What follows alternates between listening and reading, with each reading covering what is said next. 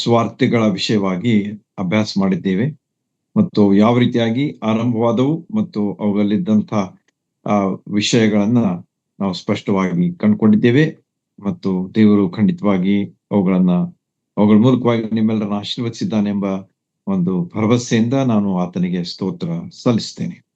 ಇವತ್ತಿನ ಅಭ್ಯಾಸ ನಾಲ್ಕನೇ ಅಭ್ಯಾಸ ಅದು ಯೋಹಾನ್ನ ಸುವಾರ್ತೆಯ ವಿಷಯವಾಗಿ ಇರುವಂತಹದ್ದು. ಯೋಹಾನ್ ಬರೆದ ಸುವಾರ್ತೆಯ ಅಭ್ಯಾಸ ಇವತ್ತಿನ ಒಂದು ಕೊನೆಯ ಒಂದು ಭಾಗ. ಇದರಲ್ಲಿ 4 ಸುವಾರ್ತೆಗಳ ವಿಷಯವಾಗಿ ಹೌ ದ ಗಾಸ್ಪಲ್ ಬಿಗಿನ್ಸ್ ಅಂತ ಹೇಳಿ ನಾವು ನೋಡಿದ್ವಿ. ಅದನ್ನು ಸುವಾರ್ತೆಯ ಆರಂಭ ಯಾವ ರೀತಿಯಾಗಿ ಆಯ್ತು ಎಂಬುದನ್ನ ನಾವು ಕೊನೆಯ ಸಾರಿ ಈಗ ಅಂದ್ರೆ ಈ ಒಂದು ಸೀರೀಸ್ದಲ್ಲಿ ಕೊನೆಯದಾಗಿ ನಾವು ಅಭ್ಯಾಸ ಮಾಡ್ಲಿಕ್ಕಿದ್ದೇವೆ. ನಾವು ಈಗಾಗಲೇ ನೋಡಿದಂತೆ ಗ್ರಂಥಕರ್ತರ ಸ್ವಲ್ಪ ಪರಿಚಯ ನಾವು ಮಾಡಿಕೊಳ್ತಾ ಇದ್ದೇವೆ. ಯಾಕಂದ್ರೆ ಅವರು ಯಾವ ರೀತಿಯಾಗಿ ಈ ತಮ್ಮ ಸ್ವಾರ್ತೆ ಅಂದ್ರೆ ಅವರು ದೇವರ ಆತ್ಮನಿಂದ ಪ್ರೇರಿತವಾಗಿ ಸ್ವಾರ್ಥಿಗಳನ್ನ ಬರೆದ್ರು. ಮತ್ತಾಯನು ಬರೆದ, ಮಾರ್ಕನು ಬರೆದ, ಲೂಕನು ಬರೆದ, ಆಮೇಲೆ ಇವತ್ತು ಯೋಹಾನನು ಬರೆದಂತ ಸ್ವಾರ್ಥೆಯ ವಿಷಯವಾಗಿ ನಾವು ಸ್ವಲ್ಪ ಅಭ್ಯಾಸ ಮಾಡೋಣ. ಮತ್ತು ಯೋಹಾನನು ಅವನ ಬಗ್ಗೆ ಸ್ವಲ್ಪ ತಿಳ್ಕೊಳ್ಳೋದು ಬಹಳ ಅವಶ್ಯ. ಯಾಕಂದ್ರೆ ಲೇಖಕರ ವಿಷಯವಾಗಿ ನಮಗ ಪರಿಚಯ ಇದ್ರೆ ನಮಗ್ ಸಾಕಷ್ಟು ಅದರಿಂದ ಆಶೀರ್ವಾದ ಸಿಗ್ತದೆ. ಅವರ ಹಿನ್ನೆಲೆ ಅವುಗಳನ್ನೆಲ್ಲ ನಾವು ತಿಳ್ಕೊಂಡ್ರೆ ನಾವು ನಿಜವಾಗಿಯೂ ಸತ್ಯವೇದ ಅಭ್ಯಾಸವನ್ನ ಆನಂದಿಸಲಿಕ್ಕೆ ಸಾಕು. ಮೊದಲನೇದಾಗಿ ಅವನ ಬಗ್ಗೆ ನಾವು ನೋಡುವಾಗ ಅವನು ಒಬ್ಬ ಯಹೂದ್ಯನಾಗಿದ್ದ. He was a Jewish man. ಯಹೂದ್ಯರು ಆಗಿನ ಕಾಲದಲ್ಲಿ ಪಾಲಿಸ್ತಾನ್ ದೇಶದಲ್ಲಿ ಇದ್ರು, ಯೇಸು ಸ್ವಾಮಿಯವರ ಕಾಲದಲ್ಲಿ. ಮತ್ತು ಇದನ್ನ ನಾವು ಅವನ ಹಳೆ ಒಡಂಬಡಿಕೆಯ ಬಗ್ಗೆ ಅವನಿಗಿದ್ದಂಥ ಜ್ಞಾನದ ಮೂಲಕವಾಗಿ ಅಷ್ಟೇ ಅಲ್ಲದೆ ಅವನ ಲೇಖನಿಯ ಶೈಲಿ, how was his style of writing, ಅದು ಸಹ ನಮಗ ಅವನು ಒಬ್ಬ ಯಹೂದ್ಯನಾಗಿದ್ದ ಅಂತ ಹೇಳಿ ತಿಳಿಸ್ಕೊಡ್ತದೆ. ಅಷ್ಟೇ ಅಲ್ಲದೆ ಅವನ ಬರವಣಿಗೆಯಲ್ಲಿ ಬರ್ತಕ್ಕಂಥ ಯಹೂದ್ಯರ ಸಂಪ್ರದಾಯಗಳನ್ನು ಅವನು ಅಲ್ಲಿ ಹೇಳ್ತಾನೆ ಈ ತನ್ನ 21 ಅಧ್ಯಾಯಗಳ ಸುವಾರ್ತೆಯ ಒಂದು ಪುಸ್ತಕದಲ್ಲಿ.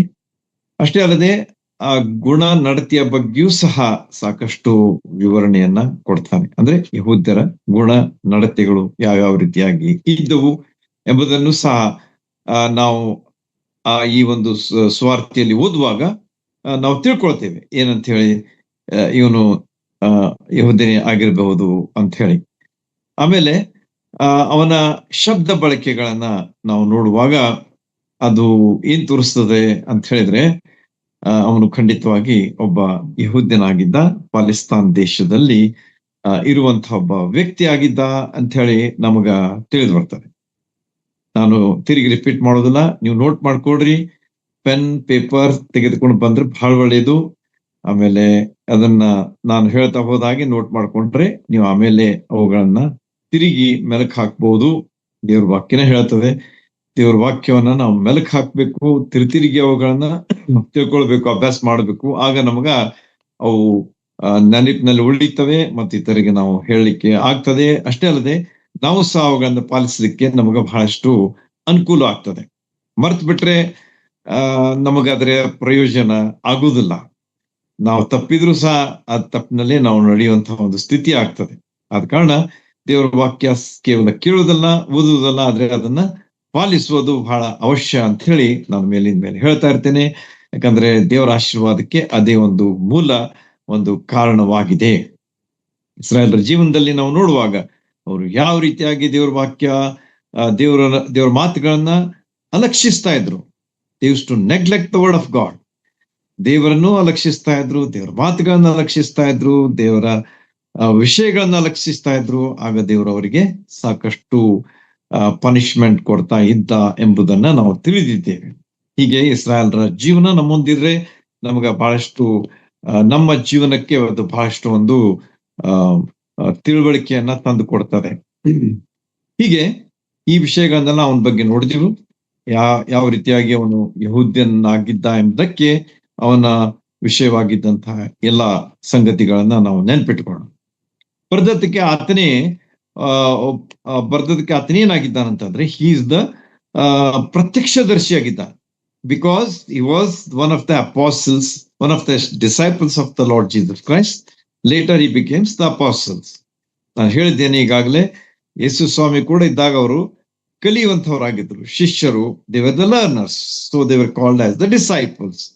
ಮುಂದೆ ಯೇಸು ಸ್ವಾಮಿ ಹೋದ್ಮೇಲೆ ಜವಾಬ್ದಾರಿ ಅವ್ರ ಮೇಲೆ ಬಿದ್ದ ಕಾರಣ ಅವ್ರೇನ್ ಮಾಡಿದ್ರು ಅಂದ್ರೆ ಕಳಿಸಲ್ಪಟ್ಟವರಾದ್ರು. They were the sent one.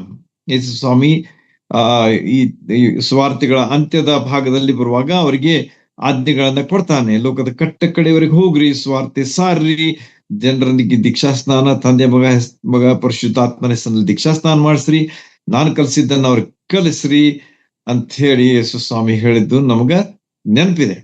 ಆದ ಕಾರಣ they become the sent one, ಕಳಿಸಲ್ಪಟ್ಟಂತವರಾಗ್ತಾರೆ. ಆದ ಕಾರಣ ಈ ಯೋಹಾನ ಏನಾಗಿದ್ದ ಅಂತಂದ್ರೆ ಆತನೊಬ್ಬ ಶಿಷ್ಯನೂ ಆಗಿದ್ದ, ಆಮೇಲೆ ಆತನೊಬ್ಬ ಕಳಿಸಲ್ಪಟ್ಟವನು ಆಗಿದ್ದ. ಶಿಷ್ಯನಾಗಿದ್ದಾಗ ಅವನು ಯೇಸು ಸ್ವಾಮಿಯನ್ನ ಯೇಸು ಸ್ವಾಮಿಯ ಜೊತೆ ಇರ್ತಾ ಇದ್ದ.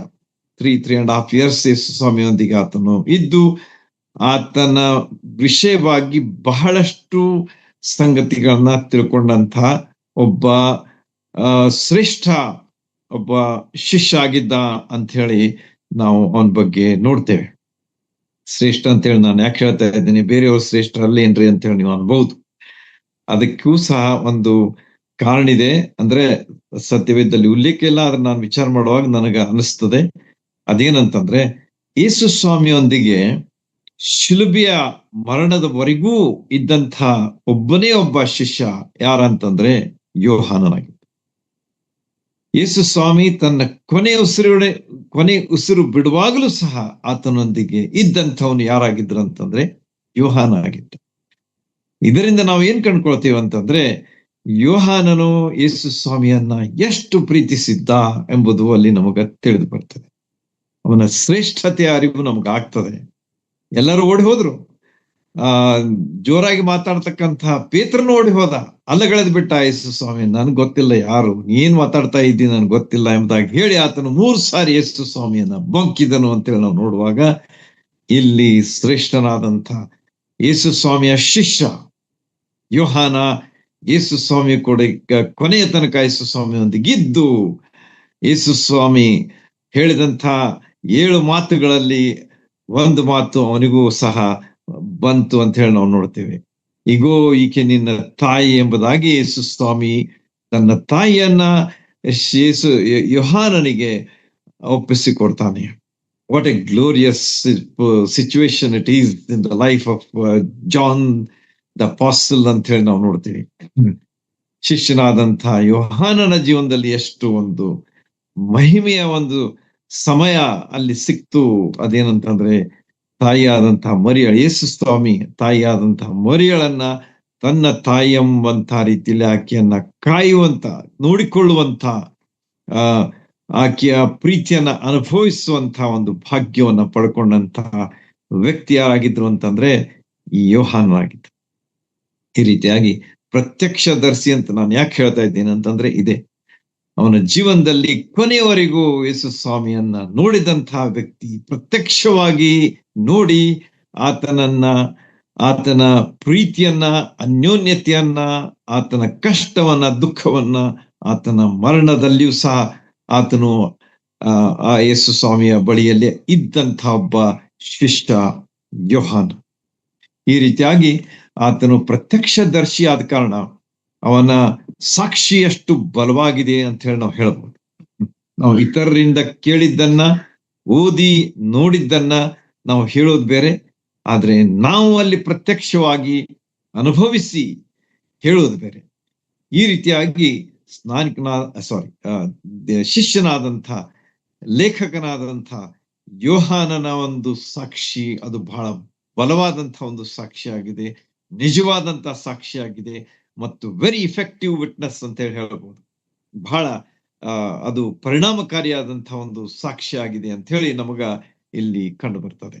ಈ ರೀತಿಯಾಗಿ ಈ ಯೋಹಾನ ಏನಾಗಿದ್ದ ಅಂತಂದ್ರೆ ಸಾಕ್ಷಿ ಕೊಟ್ಟಂತಹ ಒಬ್ಬ ಈ ಶಿಷ್ಯನಾಗಿದ್ದ.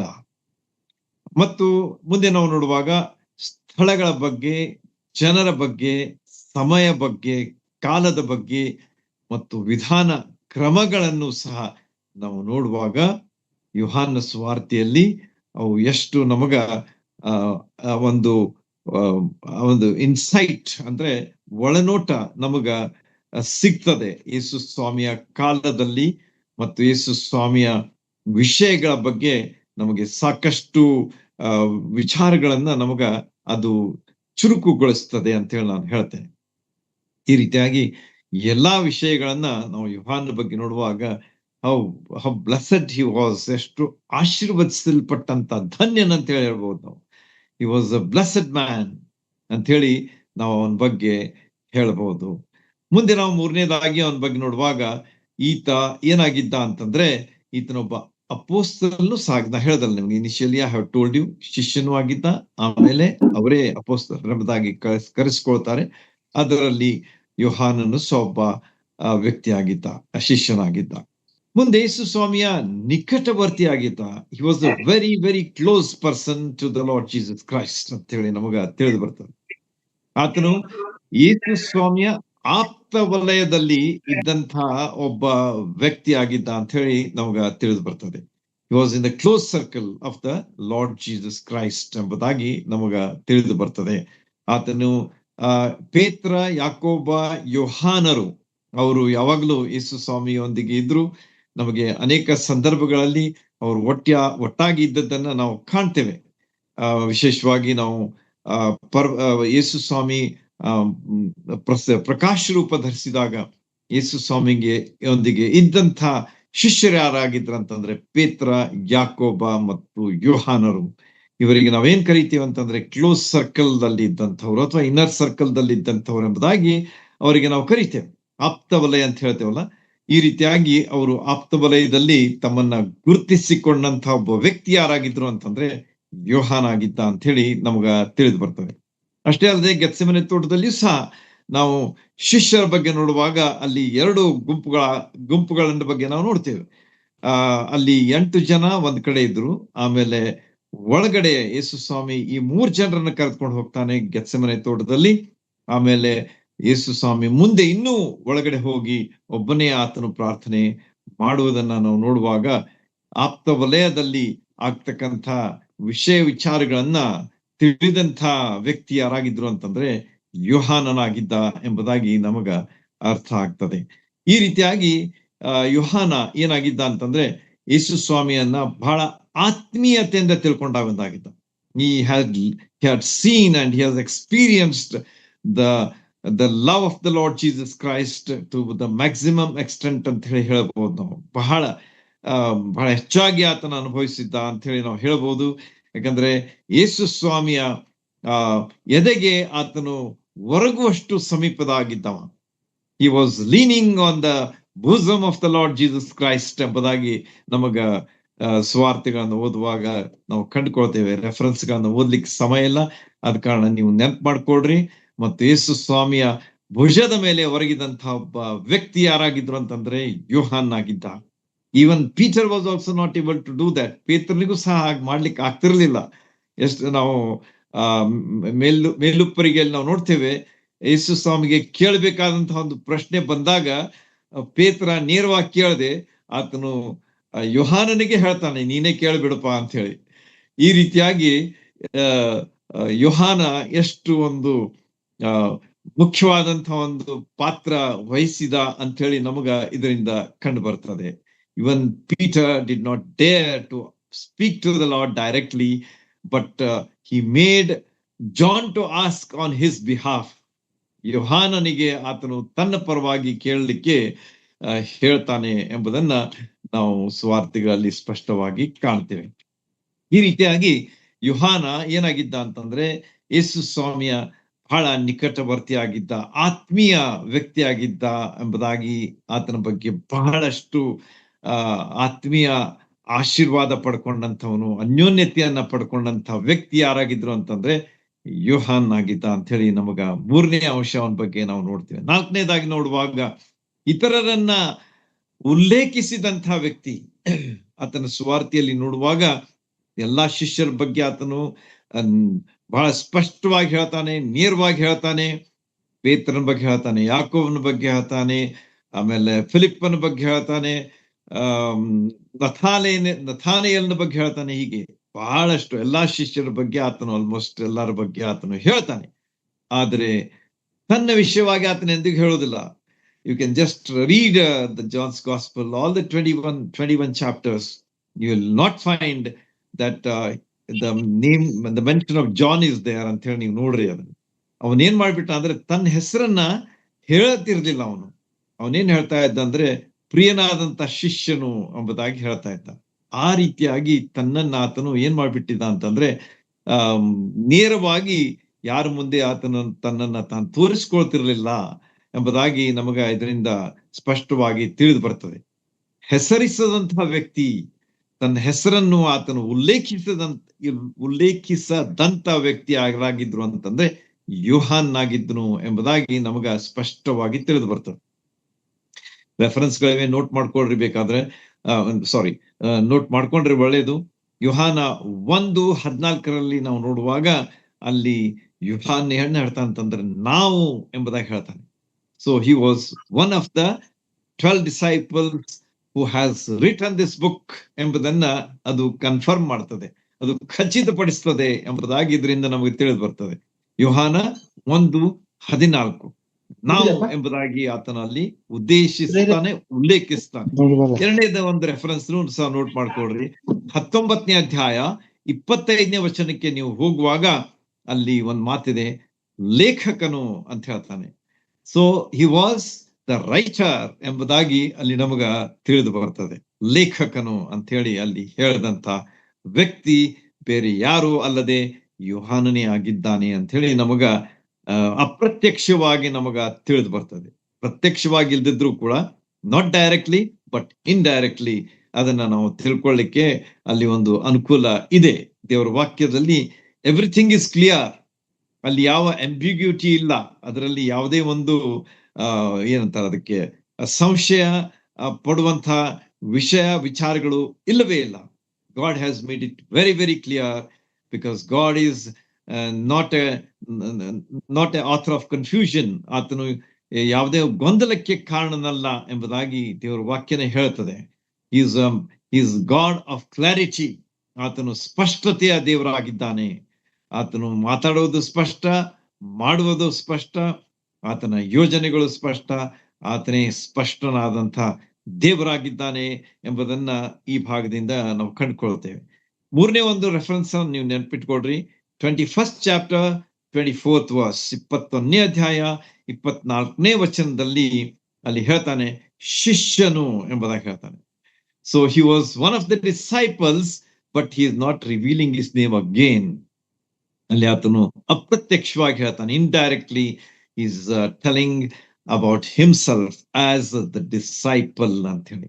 ಈ ರೀತಿಯಾಗಿ ಯೋಹಾನನು ಈ ಒಂದು ಸುವಾರ್ತೆಯ ಗ್ರಂಥಕರ್ತನಾಗಿದ್ದಾನೆ ಎಂಬುದಾಗಿ ಎಲ್ಲಾ ವಿಚಾರಗಳನ್ನ ನಾವು ನೋಡುವಾಗ ನಮಗ ಸ್ಪಷ್ಟವಾಗಿ ತಿಳಿದು ಬರ್ತದೆ.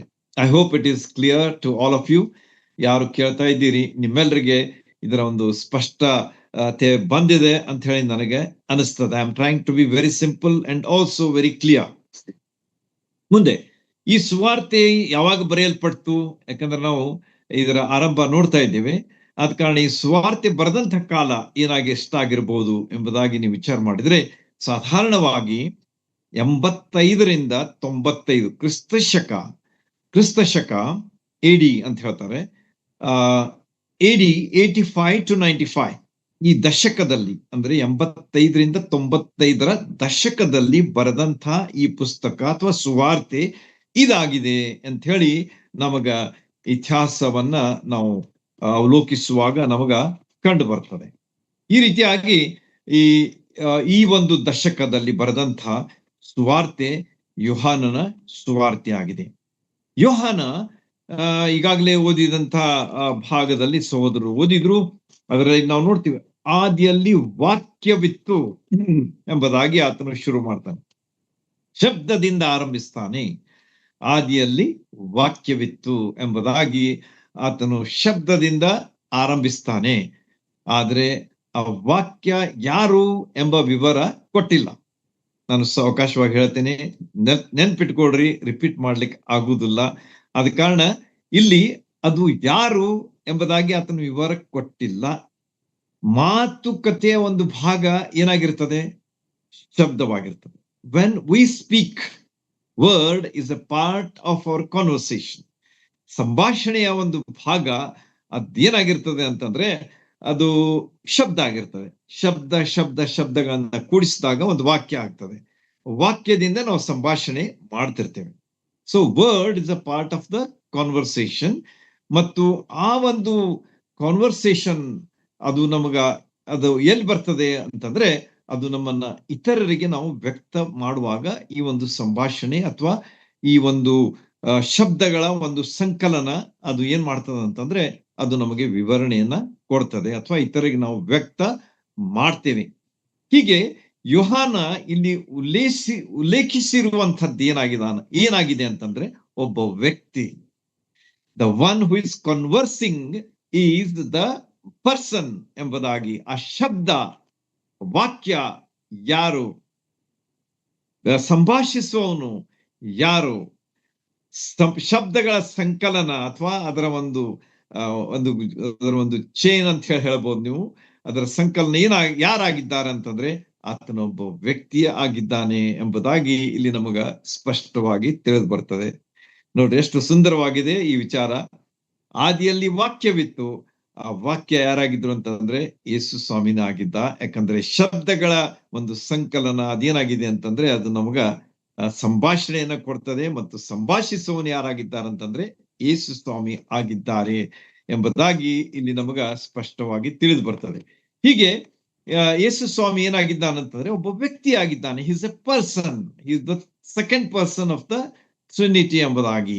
ತ್ರಯೇಕತ್ವದ ಎರಡನೆಯ ವ್ಯಕ್ತಿ ಯಾರಾಗಿದ್ದಾರಂತಂದ್ರೆ ಯೇಸು ಸ್ವಾಮಿ ಆಗಿದ್ದಾನೆ. ತಂದೆ, ಮಗ, ಪರಿಶುದ್ಧಾತ್ಮನ ಈ ಒಂದು ತ್ರಯೇಕತ್ವದಲ್ಲಿ ಯೇಸು ಸ್ವಾಮಿ ಏನಾಗಿದ್ದಾರಂತಂದ್ರೆ ಈಸ್ ದ ಸೆಕೆಂಡ್ ಪರ್ಸನ್ ಎಂಬುದಾಗಿ ನಮಗ ತಿಳಿದು ಬರ್ತದೆ.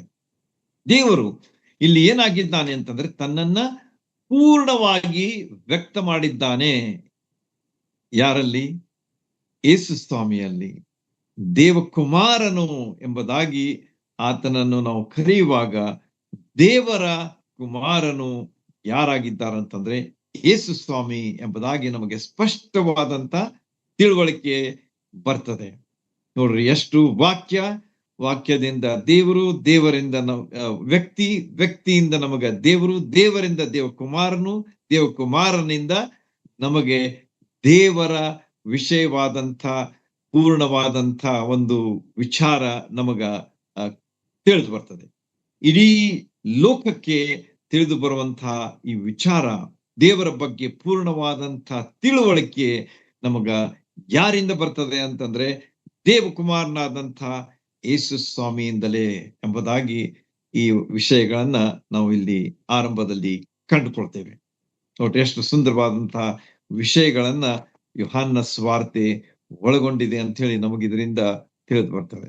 ಈ ರೀತಿಯಾಗಿ ನಾವು ದೇವರ ವಾಕ್ಯವನ್ನು ಆನಂದಿಸೋಣ. Let's enjoy the word of God. Let's enjoy the spirituality of the word of God. ದೇವರ ವಾಕ್ಯದಲ್ಲಿ ದೇವರ ವಿಷಯವಾದಂತಹ ಆತ್ಮೀಯ ವಿಷಯಗಳ ಬಗ್ಗೆ ನಾವು ಹೆಚ್ಚಾದಂತಹ ಆಸಕ್ತಿಯನ್ನು ತೆಗೆದುಕೊಂಡು ಅವುಗಳನ್ನ ಕಲಿತುಕೊಂಡು ಅವುಗಳಿಂದ ನಾವು ಆಶೀರ್ವಾದ ಪಡ್ಕೊಳ್ಳೋದು ಅಷ್ಟೇ ಅಲ್ಲ, ಇತರಿಗೂ ಸಹ ಆಶೀರ್ವಾದವನ್ನ ಹಂಚಿಕೊಳ್ಳುವ ಪ್ರಯತ್ನ ನಾವು ಯಾವಾಗಲೂ ಜಾರಿಯಲ್ಲಿ ಇಡೋಣ. 3 ವಿಷಯಗಳನ್ನ ನಾನೀಗ ಹೇಳ್ತೇನೆ. ಈ ಒಂದು ಆರಂಭದಲ್ಲಿ ಯೋಹಾನ ಸುವಾರ್ತೆಯ ಆರಂಭದಲ್ಲಿ ಬರ್ತಕ್ಕಂತಹ 3 ವಿಚಾರಗಳು ಬಹಳ ಸುಂದರವಾದಂತಹ ವಿಚಾರಗಳಾಗಿವೆ. ಲಕ್ಷ್ಯ ಕೊಟ್ಟು ಕೇಳ್ರಿ, ನೋಟ್ ಮಾಡ್ಕೊಳ್ರಿ, ನಿಮಗೆ ಬಹಳಷ್ಟು ಅದರ ಆತ್ಮೀಯ ಪ್ರಯೋಜನ ಆಗ್ತದೆ. ಈ ಲೋಕಕ್ಕೆ ಬಂದಿರುವುದು ಯೇಸು ಕರ್ತನು ಪರಿಪೂರ್ಣವಾಗಿ ದೇವರು ಏನಾಗಿದ್ದಾನೆ ಎಂದು ಪ್ರಕಟಿಸುವುದಾಗಿದೆ. ಇನ್ನೊಮ್ಮೆ ಹೇಳ್ತೇನೆ, ಈ ಲೋಕಕ್ಕೆ ಯಾರು ಬಂದ್ರು? ಯೇಸು ಸ್ವಾಮಿ ಬಂದ್ರು. ಯೇಸು ಸ್ವಾಮಿ ಈ ಲೋಕಕ್ಕೆ ಬಂದಾಗ ದೇವರು ಏನಾಗಿದ್ದಾನೆ ಎಂಬುದನ್ನ ಪರಿಪೂರ್ಣವಾಗಿ ತಿಳಿಸಿದಂಥವರು ಯಾರಾಗಿದ್ದಾರಂತಂದ್ರೆ ಯೇಸು ಸ್ವಾಮಿ ಆಗಿದ್ದಾರೆ. ಯಾಕಂದ್ರೆ ದೇವರನ್ನ ನಾವು ನೋಡ್ಲಿಕ್ಕೆ ಆಗುದಿಲ್ಲ. We can't see god. ಯಾಕಂದ್ರೆ ನಾವು ಮೋಶೆ ಕೂಡ ದೇವ್ರು ಮಾತಾಡುವಾಗ ಮೋಶೆ ಹೇಳ್ಬಿಟ್ಟ, ನಾನ್ ನಿನ್ನ ನೋಡ್ಬೇಕು ದೇವ್ರೆ ಅಂತ ಹೇಳಿ. ಅವಾಗ ಏನ್ ಹೇಳ್ತಾನೆ ದೇವ್ರು, ನನ್ನ ನೋಡಿದವ್ರು ಯಾರು ಉಳಿಯುವುದಿಲ್ಲ ಅಂತ ಹೇಳ್ತಾನೆ, ಬದುಕುದಿಲ್ಲ ಅಂತ ಹೇಳ್ತಾನೆ. ಅದಕ್ಕೆ ದೇವ್ರು ತನ್ನ ಹಿಂಭಾಗವನ್ನು ತೋರಿಸ್ತಾನೆ. ಯಾಕಂದ್ರೆ ಮೋಶೆ ದೇವರೊಂದಿಗೆ ಅಷ್ಟು ಕ್ಲೋಸ್ ಆಗಿದ್ದ ಕಾರಣ ದೇವರು ಅವನ ಮಾತನ್ನ ನಡೆಸ್ಕೊಟ್ಟ. ಆದ್ರೆ ಆತನ ಮುಖ ನೋಡ್ಲಿಕ್ಕೆ ಆಗ್ಲಿಲ್ಲ, ಆದ್ರೆ ಹಿಂಭಾಗ ಮಾತ್ರ ನೋಡಿದ ಅಂತ ಹೇಳಿ ನಮಗ ಈ ಮೋಶೆ ಬಗ್ಗೆ ಸ್ಪಷ್ಟವಾದಂತ ತಿಳುವಳಿಕೆ ಇದೆ. ಅದೇ ವಿಷಯವನ್ನ ನಾವು ಈ ಹೊತ್ತು ನೋಡುವಾಗ ಅಥವಾ ಈಗ ನೋಡುವಾಗ ಅಥವಾ ಈ ಕಾಲದಲ್ಲಿ ನೋಡುವಾಗ ನಮಗೆ ದೇವರ ವಿಷಯವಾದಂತಹ ಪರಿಪೂರ್ಣವಾದಂತಹ ತಿಳುವಳಿಕೆಯನ್ನ ಕೊಟ್ಟವರು ಯಾರು ಅಂತಂದ್ರೆ ಯೇಸು ಸ್ವಾಮಿ ಈ ಲೋಕಕ್ಕೆ ಬರುವುದರ ಮೂಲಕ ಅಂತ ಹೇಳಿ ಮೊದಲೇ ಒಂದು ಮುಖ್ಯವಾದಂತ ವಿಚಾರವನ್ನ ನಾವು ನೆನ್ಪಿಡುவோಣ. ಯೇಸು ಸ್ವಾಮಿ ಲೋಕಕ್ಕೆ ಬಂದ್ರು, ದೇವರು ಏನಾಗಿದ್ದಾರೆ ಅಂತ ಹೇಳಿ ನಮಗ ತಿಳಿಯಿತು. ಇಲ್ಲದ್ರೆ ನಮಗ್ ತಿಳಿತಿರ್ಲಿಲ್ಲ. ಯಾಕಂದ್ರೆ ದೇವ್ರ ಬಗ್ಗೆ ಯಾರು ನಮ್ಗೆ ತಿಳಿಸ್ಲಿಕ್ಕೆ ಸಾಧ್ಯ ಇಲ್ಲ. ಯಾಕಂದ್ರೆ ದೇವ್ರ ನಾವು ನೋಡಿಲ್ಲ, ಮತ್ತೆ ನಮ್ಗೆ ದೇವ್ರ ಬಗ್ಗೆ ತಿಳಿದಿಲ್ಲ. ಆದ್ರೆ ಯೇಸು ಸ್ವಾಮಿ ದೇವರ ಬಳಿಯಿಂದ ಬಂದವನಾದ ಕಾರಣ ಆತನಿಗೆ ಎಲ್ಲವೂ ಗೊತ್ತಿದೆ. ಅದಕ್ಕೆ ಆತನು ಎಲ್ಲವುಗಳನ್ನ ನಮ್ಗೆ ತಿಳಿಸುವುದಕ್ಕಾಗಿ ಈ ಲೋಕಕ್ಕೆ ಬಂದನು ಎಂಬಂತಹ ಮೊದಲೇ ವಿಚಾರ ನಾವು ಈ ಪುಸ್ತಕದಲ್ಲಿ ಕಾಣ್ತೇವೆ. ಅದನ್ನ ನೆನಪಿನಲ್ಲಿ ಇಟ್ಕೊಳ್ಳೋಣ. ಎರಡನೇ ಒಂದು ವಿಚಾರ ಏನಂತಂದ್ರೆ, ಯೇಸು ಸ್ವಾಮಿಯ ಶಿಲುಬೆ ಮೇಲೆ ತನ್ನ ಪ್ರಾಣವನ್ನ ಕೊಟ್ರು ಅಂತ ಹೇಳಿ ನಮ್ಮೆಲ್ಲರಿಗೆ ಗೊತ್ತದೆ. ಈ ಒಂದು ಈ ಒಂದು ಆದಂತಹ ಘಟನೆ ಯೇಸು ಸ್ವಾಮಿಯ ಶಿಲುಬೆ ಮೇಲೆ ತನ್ನ ಪ್ರಾಣ ಕೊಡುವಂಥದ್ದು ಅದೇನ್ ತೋರಿಸ್ತದೆ ಅಂತಂದ್ರೆ, ದೇವರು ಎಷ್ಟು ನಮ್ಮನ್ನ ಪ್ರೀತಿಸ್ತಾನೆ ಎಂಬುದನ್ನ ತೋರಿಸ್ತದೆ. ನಾವು ಯೋಹಾನ 3:16 ಇದೇ ಪುಸ್ತಕದಲ್ಲಿ ನೋಡ್ತೇವೆ, ದೇವರು ಲೋಕದ ಮೇಲೆ ಎಷ್ಟೋ ಪ್ರೀತಿಯನ್ನು ಇಟ್ಟು ತನ್ನ ಒಬ್ಬನೇ ಮಗನನ್ನು ಕೊಟ್ಟನು. ಆತನ ಒಬ್ಬನಾದ್ರೂ ನಾಶವಾಗದೆ ಎಲ್ಲರೂ ನಿತ್ಯ ಜೀವನ ಪಡೆಯಬೇಕೆಂದು ಆತನನ್ನು ಕೊಟ್ಟನು. ಆತನು ಕೊಟ್ಟನು ಅಂತಂದ್ರೆ ಏನು? ಈ ಲೋಕಕ್ಕೆ ಕಳಿಸುವುದಷ್ಟೇ ಅಲ್ಲ, ಆದ್ರೆ ಆತನು ಶಿಲುಬೆ ಮೇಲೆ ಒಂದು ಯಜ್ಞವಾಗಿ ಆತನ ಅರ್ಪಿಸಿದನು. ಅದನ್ನ ನಾವು ತಿಳ್ಕೊಳ್ಬೇಕಾಗಿದೆ. ಇವತ್ತು ಯೇಸು ಸ್ವಾಮಿ ನಮಗೋಸ್ಕರವಾಗಿ ತಮ್ಮ ಪ್ರಾಣ ಶಿಲುಬೆ ಮೇಲೆ ಕೊಡದಿದ್ರೆ, ದೇವರು ತನ್ನ ಪ್ರೀತಿಯನ್ನ ಈ ರೀತಿಯಾಗಿ ನಮಗೆ ವ್ಯಕ್ತ ಮಾಡದಿದ್ರೆ ನಾವು ಏನಾಗ್ತಿದ್ದೀವಿ, ನಮ್ಮ ಸ್ಥಿತಿ ಏನಾಗ್ತಾ ಇತ್ತು ಎಂಬುದನ್ನು ನೀವೇ ಊಹಿಸ್ಕೊಡ್ರಿ. ನಾವ್ ಎಲ್ಲಿ ಹೋಗ್ತಾ ಇದ್ದೀವಿ? ನರಕದ ಹಾದಿಯಲ್ಲಿ ಇರ್ತಿದ್ದೀವಿ.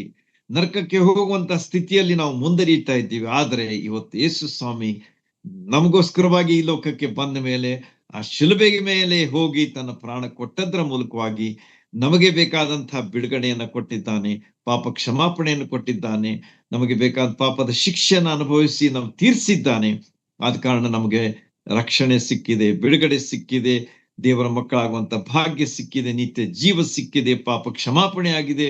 ಇವೆಲ್ಲವುಗಳನ್ನು ನಾವು ಅನುಭವಿಸ್ಲಿಕ್ಕೆ ಸಾಧ್ಯ ಯಾವಾಗ ಆಯ್ತು ಅಂತಂದ್ರೆ, ದೇವರ ಪ್ರೀತಿಯನ್ನ ಯೇಸು ಸ್ವಾಮಿಯ ಶಿಲುಬೆ ಮೇಲೆ ನಮ್ಗೆ ಪ್ರದರ್ಶಿಸಿದ ಕಾರಣ. ಎರಡನೇ ಒಂದು ವಿಷಯ ನೆನ್ಪಿಟ್ಕೊಡ್ರಿ, ಮರಿಬೇಡ್ರಿ, ವೆರಿ ವೆರಿ ಇಂಪಾರ್ಟೆಂಟ್. ಮೂರನೇದಾಗಿ ನಾವು ನೋಡುವಾಗ, ಈ ರೀತಿಯಾಗಿ ಯೇಸು ಕ್ರಿಸ್ತರು ದೇವರ ವಾಕ್ಯವಾಗಿದ್ದಾರೆ. ಆ ವಾಕ್ಯವು ದೇವರ ಬಳಿಯಲ್ಲಿತ್ತು ಅಂತ ಹೇಳ್ತಾನೆ ನೋಡಿದಿವಲ್ಲ ನಾವು ಮೊದಲೇ.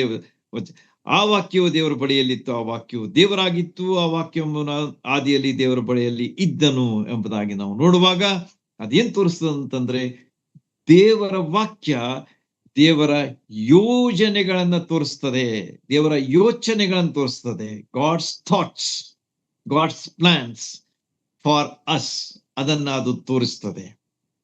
ಯೇಸು ಸ್ವಾಮಿ ಈ ಲೋಕಕ್ಕೆ ಬಂದು ದೇವರನ್ನ ನಮಗೆ ತೋರಿಸಿದ್ರು.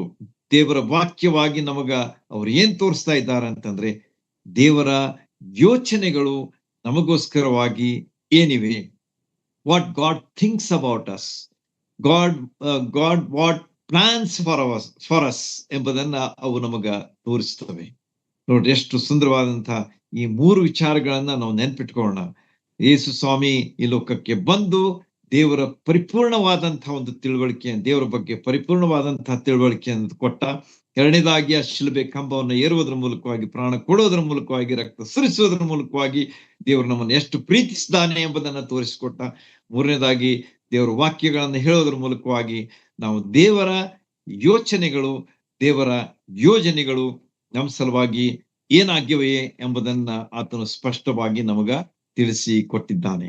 ಎಷ್ಟು ಸುಂದರವಾದಂತಹ ವಿಷಯಗಳನ್ನ ಯೋಹಾನನು ತನ್ನ ಈ ಸುವಾರ್ತೆಯಲ್ಲಿ ಬರೆದದ್ದನ್ನು ನೋಡುವಾಗ ನಾವು ದೇವರಿಗೆ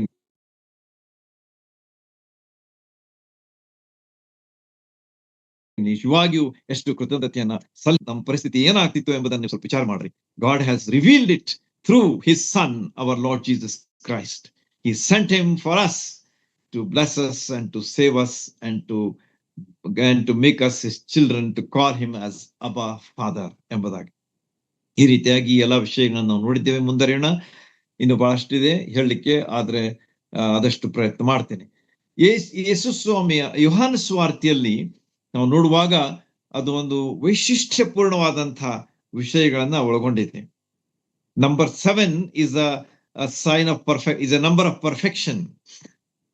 ಅದೇನಾಗಿದೆ ಅಂತಂದ್ರೆ ಒಂದು ಪರಿಪೂರ್ಣತೆಯ ಒಂದು ನಂಬರ್ ಆಗಿದೆ ಅಂತ ಹೇಳಿ ನಾನು ಈಗಾಗಲೇ ಒಂದ್ಸಲ ಹೇಳಿದ್ದೇನೆ ಅನಿಸ್ತದೆ. ಯಾವಾಗಲೂ 7 ಅದೇನಾಗಿದೆ, ಒಂದು ಪರಿಪೂರ್ಣತೆಯ ಒಂದು ಸಂಕೇತ ಅಥವಾ ಸಂಖ್ಯೆ ಆಗಿದೆ ಅಂತ ಹೇಳ್ಬೋದು. ಈ 7 ಸತ್ಯವೇ ಈ ಯೋಹಾನ ಸುವಾರ್ತೆಯಲ್ಲಿ ಅನೇಕ ಸಲ ಬರ್ತವೆ. ಫಾರ್ ಎಕ್ಸಾಂಪಲ್ 7 ಸೂಚಕ ಕಾರ್ಯಗಳನ್ನ ಯೇಸು ಸ್ವಾಮಿ ಮಾಡಿದ್ದನ್ನು ನಾವು ಕಾಣ್ತೇವೆ. 7 ಸೈನ್ಸ್, ಸೂಚಕ ಕಾರ್ಯಗಳು ಅಂದ್ರೆ ಅದ್ಭುತ ಕಾರ್ಯಗಳು ವಿತ್ ಮೆಸೇಜ್, ಸಂದೇಶವಾಹಕವಾದಂತ ಅದ್ಭುತ ಕಾರ್ಯಗಳು ಅಂತ ಹೇಳಿ ಅವುಗಳ ಬಗ್ಗೆ ನಾವು ಈಗಾಗಲೇ ನೋಡಿದ್ದೇವೆ. 8ನೇ ಅದ್ಭುತ ಕಾರ್ಯ ಯೇಸು ಮಾಡಿದ್ದಾನೆ. ಅದೆಲ್ಲಿ ಅಂತಂದ್ರೆ ಶಿಷ್ಯರನ್ನು ತಿರುಗಿ ಆತನು ತನ್ನ ಸೇವೆಗೆ ಕರ್ಕೊಂಡು ಬರ್ತಾನೆ.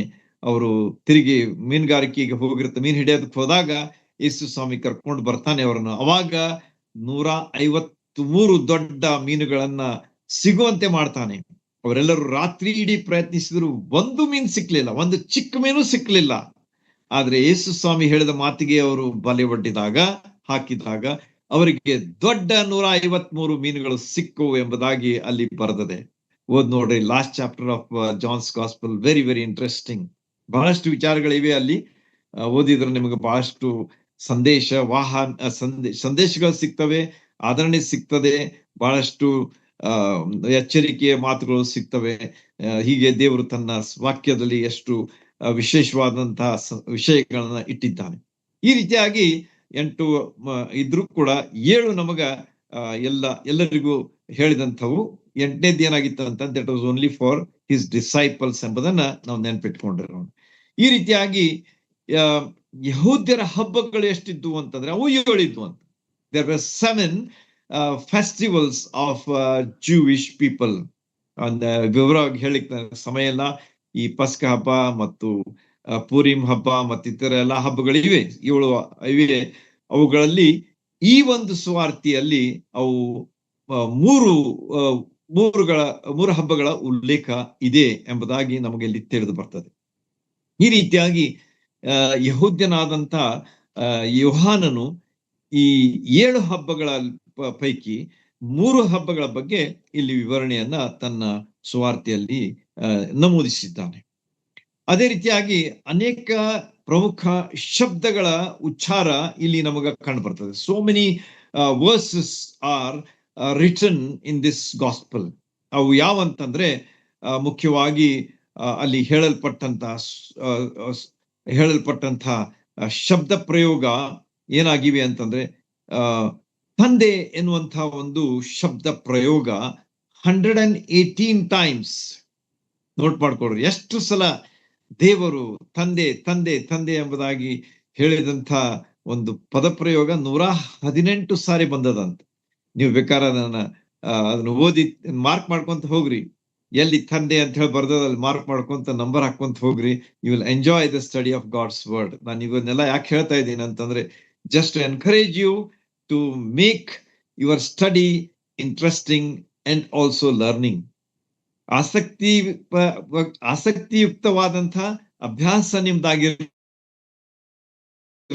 ಮತ್ತು ಅದು ನಿಮಗೆ ಹೆಚ್ಚಾದಂತಹ ಒಂದು ಶಿಕ್ಷಣ ಅಂದ್ರೆ ಕಲಿಯುವಿಕೆಯನ್ನ ಅದು ನಿಮಗೆ ತಂದು ಕೊಡ್ಲಿ ಅಂತ ಹೇಳಿ ನಾವು ಈ ಎಲ್ಲಾ ವಿಷಯಗಳನ್ನ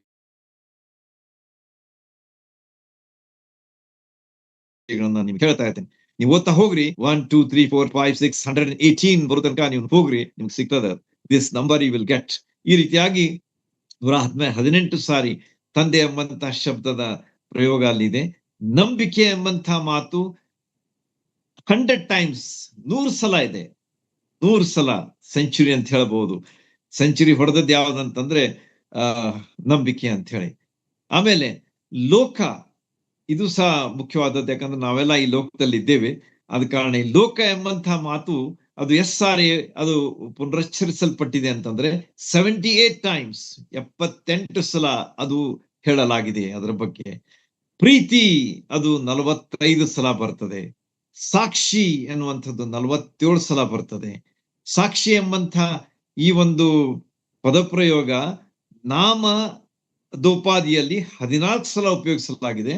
ಆಮೇಲೆ ಕ್ರಿಯಾಪದದ ರೂಪದಲ್ಲಿ 33 ಸಲ ಉಪಯೋಗಿಸಲಾಗಿದೆ. ಎಲ್ಲ ನೋಟ್ ಮಾಡ್ಕೊಂಡು ನೀವು ಅಭ್ಯಾಸ ಮಾಡ್ರಿ, ಬಹಳಷ್ಟು ನಿಮಗ ಲಾಭ ಸಿಗ್ತದೆ. 14 times as noun and 33 times as verb ಎಂಬುದನ್ನ ನಾವು ಈ ಸಾಕ್ಷಿಯ ವಿಷಯವಾಗಿ ಕಾಣ್ತೇವೆ.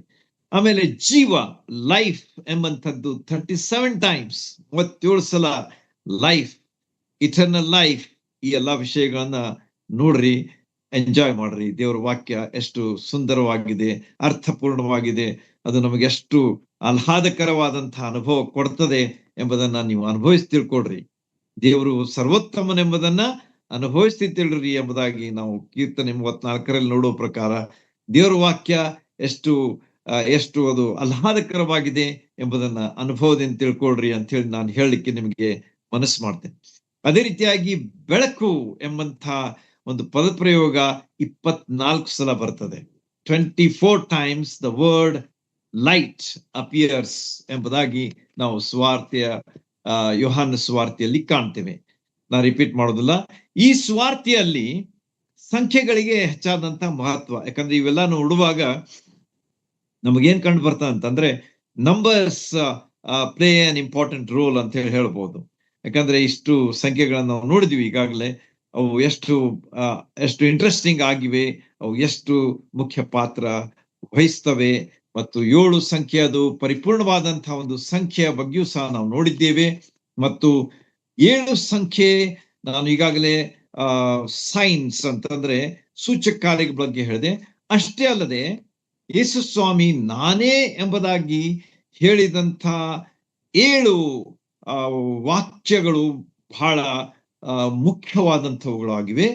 ಯಾಕಂದ್ರೆ ಅವು ಯೇಸು ಸ್ವಾಮಿಯ ಬಗ್ಗೆ ತಿಳಿಸ್ತವೆ, ನಮಗೆ ಸ್ಪಷ್ಟವಾದಂಥ ವಿಚಾರಗಳನ್ನ, ವಿವರಣೆಯನ್ನ ನಮಗವು ತಿಳಿಸ್ಕೊಡ್ತವೆ. ನಾನು ಬೇಗನೆ ಹೇಳ್ಬಿಡ್ತೇನೆ ನಿಮ್ಗ. ನಾನೇ ಜೀವ ಕೊಡುವಂತ ರೊಟ್ಟಿ, ನಾನೇ ಲೋಕಕ್ಕೆ ಬೆಳಕು, ನಾನೇ ಕುರಿಗೆ ಬಾಗಿಲು, ನಾನೇ ಕುರುಬನು ಆಗಿದ್ದೇನೆ. ಆಮೇಲೆ ನಾನೇ ಜೀವ, ರಿಸರಕ್ಷನ್ ಅಂಡ್ ಲೈಫ್ ಅಂದ್ರೆ ಪುನರುತ್ಥಾನವು ಜೀವವು ಆಗಿದ್ದೇನೆ. ಆಮೇಲೆ ನಾನೇ ಏನಾಗಿದ್ದೇನೆ ಅಂತ ಮಾರ್ಗವು, ಸತ್ಯವು, ಜೀವವು ಆಗಿದ್ದೇನೆ. ಆಮೇಲೆ ನಾನೇ ನಿಜವಾದಂತ ದ್ರಾಕ್ಷಿಯ ಬಳ್ಳಿ ಎಂಬುದಾಗಿ ಇಲ್ಲಿ ಯೇಸು ಸ್ವಾಮಿಯ ಬಗ್ಗೆ 7 ವಿಷಯಗಳನ್ನ, ವಿಶೇಷವಾದಂತ ವಿಷಯಗಳನ್ನ ಯೇಸು ಸ್ವಾಮಿ ಒಬ್ಬರಲ್ಲಿಯೇ ನಾವು ಕಾಣ್ತೇವೆ. All the 7 in one person is our Lord Jesus Christ. ಎಷ್ಟು ವಿಶೇಷವಾದಂತಹ ವಿಷಯಗಳಾಗಿವೆ.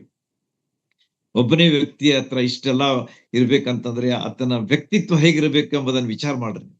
ಆತನ ಜೀವನ ಹೇಗಿರ್ಬೇಕು, ಆತನ ಮಾತುಗಳು ಹೇಗಿರ್ಬೇಕು, ಆತನ ವಿಚಾರಗಳು ಹೇಗಿರ್ಬೇಕು ಎಂಬುದನ್ನ ಈ 7 ವಿಷಯಗಳು ನಮಗ ತಿಳಿಸ್ಕೊಡ್ತವೆ. ಈಸ್ ಎಕ್ಸಲೆನ್ಸೀಸ್ ಅಂತ ಹೇಳಿ ಹೇಳ್ಬೋದು ನಾವು.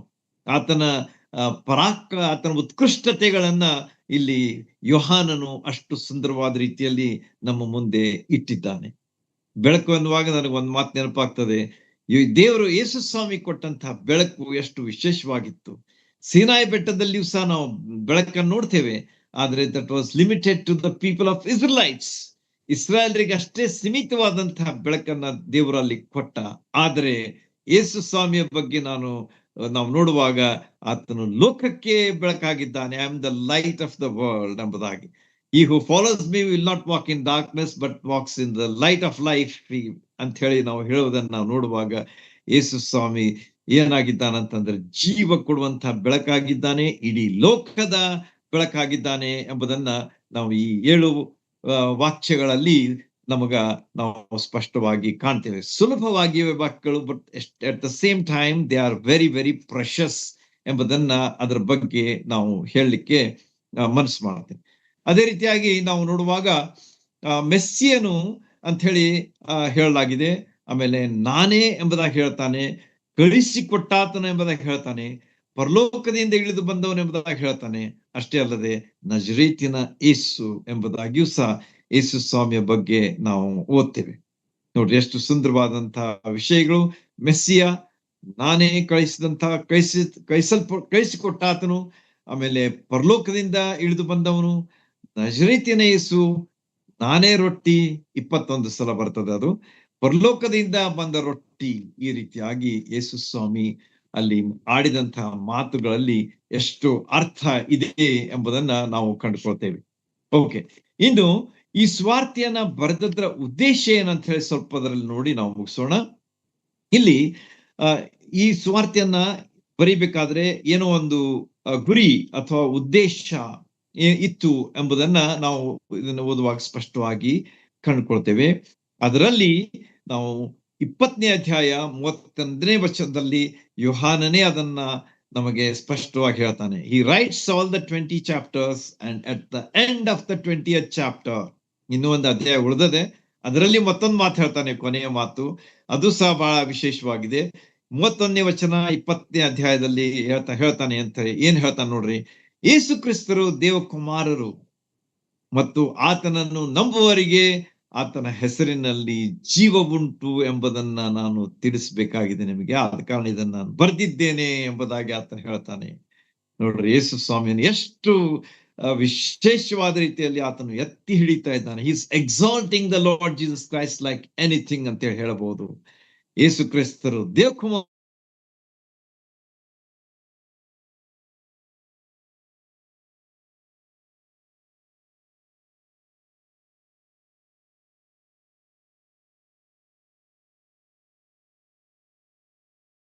ಎಂಬುದಾಗಿ ನಾವು ಸ್ವೀಕರಿಸಿಕೊಂಡು ಆತನು ಕೊಡುವಂತಹ ಜೀವವನ್ನ, ನಿತ್ಯ ಜೀವನ್ನ, ಸಮೃದ್ಧ ಜೀವನ್ನ ನಾವು ಜೀವಿಸುವಾಗ ಈ ಲೋಕದಲ್ಲಿ ನಮ್ಮ ಜೀವನ ಸಾರ್ಥಕವಾಗ್ತದೆ ಮತ್ತು ಪರಲೋಕದಲ್ಲಿ ನಾವು ಆತನೊಂದಿಗೆ ನಮ್ಮ ಜೀವನವನ್ನ ಮುಂದರಿಸ್ತೇವೆ ಎಂಬುದನ್ನ ನಾವು ನೋಡುವಾಗ ಎಷ್ಟು ಶ್ರೇಷ್ಠವಾದಂತಹ ವಿಷಯಗಳು ನಮಗಾಗಿ ಕಾದಿವೆ ಮತ್ತು ಈ ಲೋಕದಲ್ಲಿ ಎಷ್ಟು ಶ್ರೇಷ್ಠವಾದಂತಹ ವಿಷಯಗಳನ್ನ ನಾವು ಮಾಡಬೇಕಾಗಿದೆ ಎಂಬಂತ ವಿಚಾರಗಳು ಇಲ್ಲಿ ನಮಗ ಕಂಡು ಬರ್ತವೆ.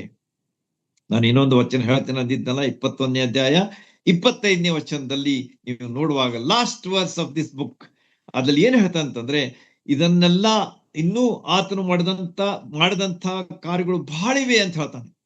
ಅವುಗಳನ್ನು ಒಂದೊಂದಾಗಿ ಬರಿತಾ ಹೋದ್ರೆ ಈ ಪುಸ್ತಕಗಳನ್ನು ಈ ಲೋಕವೇ ಹಿಡಿಸುವುದಿಲ್ಲ, ಅಂದ್ರೆ ಅಷ್ಟು ಅವೇ ಎಂಬುದಾಗಿ ಆತನು ಒಂದು ಅಲಂಕಾರಿಕ ಭಾಷೆಯಲ್ಲಿ ಹೇಳಿರಬಹುದು ಅನಿಸ್ತದೆ. ಅಂದ್ರೆ ಅಷ್ಟು ಅವು ಉತ್ತಮವಾದಂಥವು, ಶ್ರೇಷ್ಠವಾದಂಥವುಗಳು, ಅದ್ಭುತವಾದಂಥವುಗಳು ಆಗಿವೆ ಎಂಬುದಾಗಿ ಆತನು ಹೇಳಲಿಕ್ಕೆ ಪ್ರಯತ್ನಿಸ್ತಾ ಇದ್ದಾನೆ ಎಂಬುದನ್ನು ನಾವು ತಿಳ್ಕೊಳ್ಬೇಕು. ಆ ಯೇಸು ಸ್ವಾಮಿಯವರ ವಿಷಯವಾಗಿ ಆತನು ತಿಳಿಸಬೇಕಾದಂತಹ ವಿಷಯಗಳು ಬಹಳ ಇವೆ ಎಂಬುದಾಗಿ ಆತನು ಹೇಳುವಾಗ ನಾವು ಈಗಾಗಲೇ ಹೇಳಿದಂತಹ ಮಾತುಗಳನ್ನು ತಿಳ್ಕೊಂಡ್ರೆ ಸಾಕನಿಸ್ತದೆ. ಯಾಕಂದ್ರೆ ಅವುಗಳ ಅಭ್ಯಾಸನೇ ಮಾಡ್ಲಿಕ್ಕೆ ಆಗುದಿಲ್ಲ ನಮಗಿಷ್ಟು. ಇಡೀ ಜೀವನ್ನೇ ಕಳೆದ್ರೂ ಕೂಡ ಆತನ ವಾಕ್ಯವನ್ನ ಓದಿ ಗ್ರಹಿಸಿ ತಿಳ್ಕೊಂಡು ನಡೆಯುವಂತ ಮಾಡುವುದಕ್ಕೆ ನಮ್ಗೆ ಬಹಳ ಕಠಿಣವಾದಂತ ಕೆಲಸ, ಆದ್ರೆ ಅದನ್ನ ಮಾಡ್ಲೇಬೇಕು ಎಂಬುದನ್ನು ನೆನ್ಪಿಟ್ಕೊಂಡಿರ್ರಿ. ಆಗುದಿಲ್ಲ ಅಂತ ಬಿಡ್ಲಿಕ್ಕೆ ಬರುದಿಲ್ಲ. ನಮ್ಮ ಪ್ರಯತ್ನಗಳನ್ನ ನಾವು ಮಾಡ್ಲೇಬೇಕು. ಯಾಕಂದ್ರೆ ದೇವರು ನಮ್ಮೊಂದಿಗಿದ್ದಾನೆ, ದೇವರು ನಮಗೆ ಸಹಾಯ ಮಾಡ್ತಾನೆ, ದೇವರು ನಮಗೆ ಶಕ್ತಿ ಕೊಡ್ತಾನೆ, ದೇವರು ತನ್ನ ನಡೆಸುವಿಕೆಯಿಂದ ನಮ್ಮನ್ನ ಉದ್ಧರಿಸ್ತಾನೆ ಎಂಬಂತ ಒಂದು ಭರವಸೆಯಿಂದ ನಾವು ಮುಂದೆ ಹೋಗ್ಬೇಕಾದದ್ದು ಬಹಳ ಅವಶ್ಯ. ಆಗುದಿಲ್ಲ ಅಂತ ಹೇಳಿ ಕುಂಡ್ರಲಿಕ್ಕೆ ಯಾರಿಗೂ ಆಸ್ಪದ ಇಲ್ಲ. No excuse. ಯಾರಿಗೂ ಈ ಒಂದು ನೆಪ ಹೇಳಲಿಕ್ಕೆ ಸಾಧ್ಯವಿಲ್ಲ ಎಂಬುದನ್ನು ನೋಟ್ ಮಾಡ್ಕೊಳ್ರಿ. ಮತ್ತು ಇದನ್ನ ನಾವು ಮಾಡ್ಲೇಬೇಕು, ಅದನ್ನು ಮಾಡೋಣ ಅಂತ ಹೇಳಿ ದೇವರ ಸಹಾಯದಿಂದ, ದೇವರಾತ್ಮನ ಸಹಾಯದಿಂದ ಪ್ರಯತ್ನ ಮಾಡ್ಲೇಬೇಕಾಗಿದೆ. ಇನ್ನೊಂದೆರಡು ವಿಷಯಗಳನ್ನ ನಾನು ಹೇಳಿ ಮುಗಿಸ್ತೇನೆ, ಅಂದ್ರೆ ಕ್ಲುಪ್ತವಾಗಿ ವಿವರಿಸುವುದಿಲ್ಲ. ಯೇಸು ಸ್ವಾಮಿ ಈ ಒಂದು ಸುವಾರ್ತೆಯಲ್ಲಿ ಹೇಳಿದಂತಹ ವಿಷಯಗಳು ಬಹಳ ವಿಶಿಷ್ಟವಾದಂಥವು. ಅಂದ್ರೆ ದೇ ಆರ್ ವೆರಿ ಸ್ಪೆಸಿಫಿಕ್.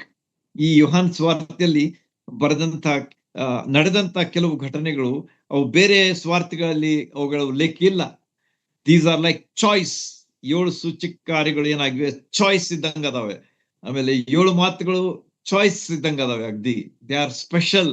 ಆತನ ಬಗ್ಗೆ ಹೇಳುವಂತಹ ಮಾತುಗಳು ಬಹಳ ವಿಶೇಷವಾದಂತಹ ಆಮೇಲೆ ಯೇಸು ಸ್ವಾಮಿಯವರು ಯಾವ ರೀತಿಯಾಗಿ 1-to-1 ಅಂತಂದ್ರೆ ಪರ್ಸನಲ್ ಇವ್ಯಾಂಜಲಿಸಮ್ ಅಂತ ಹೇಳಿ ಎಷ್ಟೋ ಸಲ ಹೇಳ್ತೀವಲ್ಲ ನಾವು, ವೈಯಕ್ತಿಕವಾದಂತಹ ಸ್ವಾರ್ಥಿಯನ್ನ ನಾವು ಹೇಳುವಂಥದ್ದು ಅಂದ್ರೆ 1-to-1, ಎದ್ರ ಬದ್ರ ಅಂತ ಹೇಳಿ ಹೇಳ್ಬೋದು, ಅಥವಾ ಒಬ್ಬಂಟಿಗರಾಗಿರುವಾಗ ಇತರಿಗೆ ನಾವು ಸ್ವಾರ್ಥಿ, ಒಬ್ಬನೇ ವ್ಯಕ್ತಿಗೆ ಹೇಳುವಂತ ಸ್ವಾರ್ಥಿ ಅಂತ ಹೇಳ್ಬೋದು.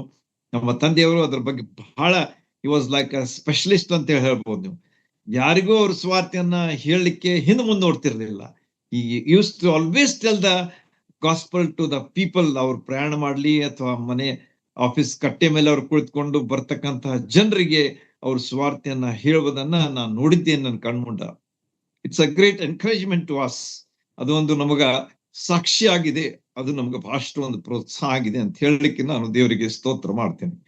ಈ ರೀತಿಯಾಗಿ ಯೇಸು ಸ್ವಾಮಿಯ ಸಂದರ್ಶನ, ವೈಯಕ್ತಿಕ ಸಂದರ್ಶನಗಳು ಏನಾಗಿದ್ದು ಅಂತಂದ್ರೆ ಅವು ಬಹಳ ವೈಶಿಷ್ಟ್ಯಪೂರ್ಣವಾಗಿದ್ದು. ಫಾರ್ ಎಕ್ಸಾಂಪಲ್ ನೀವು ನೋಡಿದ್ರೆ ಇದು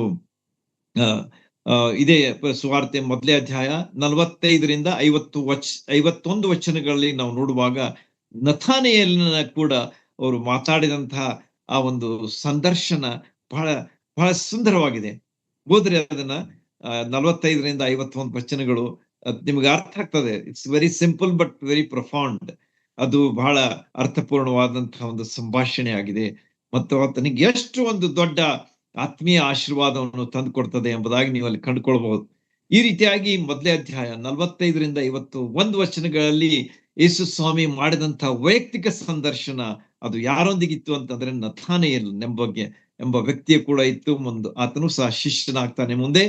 ಎಷ್ಟು ವಿಶೇಷವಾದಂತಹ ಒಂದು ಸಂಭಾಷಣೆ, 1-to-1. ಇನ್ನೊಂದು ಹೇಳ್ತೇನೆ ನಾನು, ಅದ್ಯಾರು ಅಂತಂದ್ರೆ ನಿಮ್ಮೆಲ್ರಿಗೂ ಗೊತ್ತಿದೆ. ನಿಕೋದೇಮನ ವಿಷಯವಾಗಿ ನಾವು ನೋಡುವಾಗ ಅದ್ಯಾವ್ದಂತ 3ನೇ ಅಧ್ಯಾಯದಲ್ಲಿ ನಮಗೆ ಬರ್ತದೆ. ಅಲ್ಲಿ ಹೊಸದಾಗಿ ಹುಟ್ಟುವುದರ ಬಗ್ಗೆ ನೇರವಾದಂತಹ ಒಂದು ಸಂದೇಶವನ್ನ ವೈಯಕ್ತಿಕ ಸಂದರ್ಶನದಲ್ಲಿ ಯೇಸು ಸ್ವಾಮಿ ನಿಕೋದೇಮನಿಗೆ ಕೊಟ್ಟನು ಎಂಬುದಾಗಿ ಹೇಳ್ತಾನೆ. ನೀನು ಹೊಸದಾಗಿ ಹುಟ್ಟಿದ್ರೆ, ನೀನು ರಕ್ಷಣೆ ಹೊಂದಿದ್ರೆ ದೇವರ ರಾಜ್ಯವನ್ನು ಕಾಣಲಾರಿ ಎಂಬುದಾಗಿ ಹೇಳ್ತಾನೆ ನೇರವಾಗಿ, on the face of that elderly person and a man of great authority and power and age. ಅವನಿಗೂ ಸಹ ಯೇಸು ಸ್ವಾಮಿ ನೇರವಾದ ಸಂದರ್ಶನದಲ್ಲಿ ಅದ್ಭುತವಾದಂತಹ ಒಂದು ವಿಷಯವನ್ನ ಪ್ರಕಟಿಸ್ತಾನೆ. ಅದೇನಂತಂದ್ರೆ ರಕ್ಷಣೆ. ಅದನ್ನ ನೀನು ಪಡ್ಕೊಳ್ಬೇಕು, ಆಗ ನೀನು ಏನಾಗ್ತಿ ಅಂತಂದ್ರೆ ದೇವರ ರಾಜ್ಯವನ್ನ ಕಾಣ್ತಿ ಎಂಬುದಾಗಿ. ಆಮೇಲೆ ಸಮಾರ್ಯದ ಸ್ತ್ರೀಯ ಬಗ್ಗೆಯೂ ಸಹ ನಾವು 4ನೇ ಅಧ್ಯಾಯ 7ರಿಂದ 26 ವಚನಗಳಲ್ಲಿ ಓದುವಾಗ ಆಕೆಗೂ ಸಹ ಆತನ ಹೇಳ್ತಾನೆ ಮೆಸ್ಸಿಯನು. ಆಕೆ ಅವನಿಗೆ ಹೇಳ್ತಾಳೆ ಮೆಸ್ಸಿಯನು ಎಂಬುದಾಗಿ. ಅಂದ್ರೆ ಆ ವೈಯಕ್ತಿಕ ಸಂದರ್ಶನದ ಫಲ ಎಷ್ಟು ಅದ್ಭುತವಾಗಿತ್ತು, ಎಷ್ಟು ವಿಶೇಷವಾಗಿತ್ತು ಎಂಬುದನ್ನ ನಾವು ಈ 3 ಸಂದರ್ಶನಗಳಲ್ಲಿ ಕಾಣ್ತೇವೆ. ನೀವು ಕಂಡುಹಿಡಿಯಿರಿ ಇನ್ನು ಎಷ್ಟು ಉತ್ತಮವಾದಂತಹ ರೀತಿಯಲ್ಲಿ ಯೇಸು ಸ್ವಾಮಿಯ ಸಂಭಾಷಣೆ ಆಗಿತ್ತು ಮತ್ತು ಆತನ ವಿಷಯಗಳು ಎಷ್ಟು ಅದ್ಭುತವಾಗಿದ್ದು ಎಂಬುದನ್ನ ನಾವು ಇವುಗಳಲ್ಲಿ ನಾವು ಕಾಣ್ತೇವೆ. ಈ ರೀತಿಯಾಗಿ ಯೇಸು ಸ್ವಾಮಿ ಒಬ್ಬ ಬೋಧಕನಾಗಿದ್ದಾನೆ. ಆಮೇಲೆ ಸತ್ಯ ಬೋಧನೆಯ ಒಂದಾಗಿತ್ತು ಮತ್ತು ಇಡೀ ಜಗತ್ತಿಗೋಸ್ಕರವಾಗಿ ಆತನು ಹಂಚಿದಂತಹ ಸುವಾರ್ತೆಯ ಒಂದು ಸಾಕ್ಷಿಯನ್ನ ಯೇಸು ಸ್ವಾಮಿಯಲ್ಲಿ ನಾವು ಕಾಣ್ತೇವೆ. ಕೊನೆಯದಾಗಿ ನಾವು ನೋಡುವಾಗ ಯೇಸು ಸ್ವಾಮಿಯ ಒಂದು ಆರಂಭ ಎಲ್ಲಿ ಆಯ್ತು ಅಂತ ಹೇಳಿ ನಾವು ಈಗಾಗಲೇ ಅಭ್ಯಾಸ ಮಾಡಿದ್ದೇವೆ. ಮತ್ತಾಯನ ಸುವಾರ್ತೆಯಲ್ಲಿ ನೋಡಿದ್ದೇವೆ. ಯಾಕಂದ್ರೆ ಆತನು ಅರಸನ ಅಂತ ಹೇಳಿ ನೋಡುವಾಗ ಅದಕ್ಕೆ ಜನ್ಮದ ಅವಶ್ಯಕತೆ ಇತ್ತು, ಅಂದ್ರೆ ಜನ್ಮದ ನಮೂದ ಅವಶ್ಯಕತೆ ಇತ್ತು. ಮಾರ್ಕನು ಒಬ್ಬ ಸೇವಕನು, ಅಂದ್ರೆ ಸೇವಕನಿಗೆ ಜನ್ಮದ ಅಂದ್ರೆ ಹೆಚ್ಚಿನ ಅದಕ್ಕೆ ಮಹತ್ವ ಇರುವುದಿಲ್ಲ ಸೇವಕನ ವಿಷಯವಾಗಿ ನೋಡುವಾಗ. ಆದ್ರೂ ಕೂಡ ಇಂಡೈರೆಕ್ಟ್ಲಿ ಯೇಸು ಸ್ವಾಮಿಯ ಜನ್ಮದ ಬಗ್ಗೆ ತಿಳ್ಕೊಂಡಿದ್ದೇವೆ. 3ನೇ ಒಂದು ವಿಚಾರದಲ್ಲಿ ಅಂದ್ರೆ ಸುವಾರ್ತೆಯಲ್ಲಿ ಲೂಕನು ಸಹ ಸ್ಪಷ್ಟವಾಗಿ ನಮ್ಗೆ ತಿಳಿಸಿದ್ದಾನೆ. Because he was a perfect man. ಆತನೊಬ್ಬ ಪರಿಪೂರ್ಣ ಮನುಷ್ಯನಾದ ಕಾರಣ ಅವನಿಗೆ ಒಂದು ಜನ್ಮದ ಉಲ್ಲೇಖ ಇದೆ ಎಂಬುದನ್ನು ನಾವು ನೋಡ್ತೀವಿ. ಈಗ ಹೊತ್ತು ನಾವು ನೋಡಿದಂತೆ ದೇವಕುಮಾರನು is the son of God. ಆತನು ದೇವರಾಗಿದ್ದ ಕಾರಣ ಆತನ ಜನ್ಮದ ಒಂದು ಅವಶ್ಯಕತೆನೇ ಇಲ್ಲ. ಯಾಕಂದ್ರೆ is a God himself, is the alpha and is the omega. ಆತನೇ ಆದ್ಯೂ ಆತನೇ ಅಂತ್ಯವೂ ಆಗಿದ್ದಾನೆ. ಆತನಿಂದಲೇ ಸಮಯ ಸ್ಟಾರ್ಟ್ ಆಗ್ತದೆ ಅಂದ್ಮೇಲೆ ಅವನಿಗೆ ಯಾವಾಗ ಹುಟ್ಟಿದ ಅನ್ನುವಂಥದ್ದನ್ನ ನಾವು ತಿಳ್ಕೊಳ್ಳೋದ್ರ ಅವಶ್ಯಕತೆನೇ ಇಲ್ಲ ಎಂಬುದನ್ನ ಈ ಭಾಗದಲ್ಲಿ ನಾವು ಸ್ಪಷ್ಟವಾಗಿ ಕಾಣ್ತೇವೆ. ಈ ರೀತಿಯಾಗಿ ಆತನ ಜನ್ಮದ ಉಲ್ಲೇಖ ಇಲ್ದಿದ್ರು ಕೂಡ ಆತನು ದೇವಕುಮಾರನು ದೇವರೇ ಆಗಿರುವ ಕಾರಣ ಆತನಿಗೆ ಜನ್ಮದ ಅವಶ್ಯಕತೆನೇ ಇಲ್ಲ, ಜನ್ಮ ತಾಳಿ ಬರುವಂತದ್ರ ಅವಶ್ಯಕತೆ ಇಲ್ಲ, ಅಥವಾ ಜನ್ಮದ ವಿವರಣೆ ಅವಶ್ಯಕತೆ ಇಲ್ಲ. ಯಾಕಂದ್ರೆ ಆತನಿಂದಲೇ ಎಲ್ಲವೂ ಆರಂಭವಾಗಿದೆ ಎಂಬುದನ್ನ ನಾವು ಕಂಡುಕೊಂಡಿದ್ದೇವೆ ಮತ್ತು ಅದರಲ್ಲಿ ಅದರ ವಿವರಣೆಯನ್ನು ಸಹ ನಾವು ಹೊಂದಿದ್ದೇವೆ.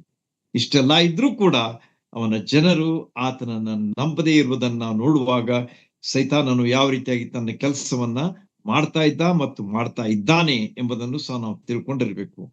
ಯೇಸು ಸ್ವಾಮಿ ಯಾವಾಗಲೂ ತನ್ನ ಕೆಲಸವನ್ನ ಮಾಡಿದ್ರು, ಆದ್ರೂ ಕೂಡ ಇಂಥ ವ್ಯಕ್ತಿಯನ್ನ ಅವರು ಸ್ವೀಕರಿಸಲಿಲ್ಲ, ನಂಬಲೂ ಇಲ್ಲ ಎಂಬುದಾಗಿ ನಾವು ನೋಡುವಾಗ ಅಂತಹ ಒಂದು ಭಯಂಕರ ಸ್ಥಿತಿಯನ್ನ ಆ ದಿವಸಗಳಲ್ಲಿ ಆ ಜನರಲ್ಲಿ ನಾವು ಕಾಣ್ತೇವೆ.